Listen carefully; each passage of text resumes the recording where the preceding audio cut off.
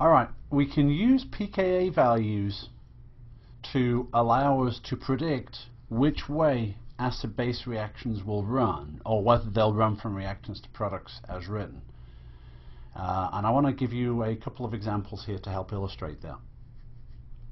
Imagine the reaction between ethylene and this NH2- to potentially deprotonate the acetylene to give this acetylate ion and ammonia. Now, whenever you're looking at this sort of reaction, you need to ask yourself, well, what's my acid, what's my base? And I've got to talk about pKa values at some point. So when we look at the reaction here, you can see the acetylene has 2 protons, and here it's got 1. It's got a negative charge here, an extra pair of electrons. That implies that this acetylene lost a proton. That would be the Lowry-Bronsted acid. Conversely, the NH2- has 2 protons, and here it's got 3. Therefore, it's gained a proton. Therefore, that's considered a Lowry-Bronsted base, and it's got the extra lone pair of electrons and the negative charge. So, imagine that this is your base, and this is your acid. If that's the case, this would be your conjugate base, and this would be your conjugate acid. And I wrote conjugate base, didn't I? Oops, I meant to say conjugate acid. So there's our conjugate acid. Notice we don't have any pKa values yet. If you're given a question like this, you would have to have either a table of pKa values, or the question would have to list pKa values somewhere. In this case, I'm just going to write out a couple of pKa values, and that's what you can use. It turns out that the pKa of acetylene is 25. Alright? And that's useful when compared to the pKa of the other acid here, which is our conjugate acid, which is ammonia. And the pKa of that acid is 38.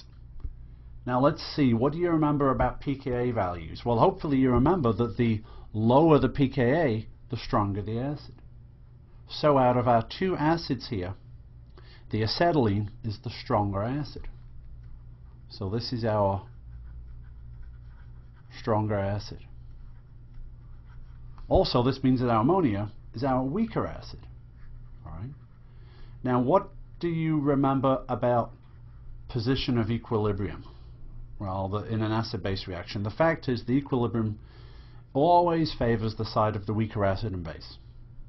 So that means ammonia is the weaker acid, so the equilibrium would favor the product side if these are the reactants and these are the products. Okay. So the point is here, you can see, if the question is asked, will this reaction run as written? You're going from a stronger acid to a weaker acid. So the answer is yes, the reaction will run as written, as the products are favored. I'm going to put a star on the product side to indicate the products are favored. Now this is an equilibrium, and I want to show you what would happen if the reaction went the opposite direction. And all I've done is write that reaction out using these 2 as the reactants. And what I want everybody to understand is that if the reaction will go this way, because this is the weaker acid, it should not go the other way. And let's just use the same argument that we've been using before. Alright? If the ammonia has a pKa of 38 and the acetylene has a pKa of 25, then if this is our stronger acid and this is our weaker acid, just as they were before, then hopefully it makes sense that if the equilibrium lies on the side of the weaker acid, that means they'll stay on the side of the reactants and no reaction will occur, or at least the equilibrium will favor the reactants. Alright? So it's actually pretty simple to use pKa values of the 2 acids involved in a reaction to predict if the reaction is going to go to products or which side it's going to prefer.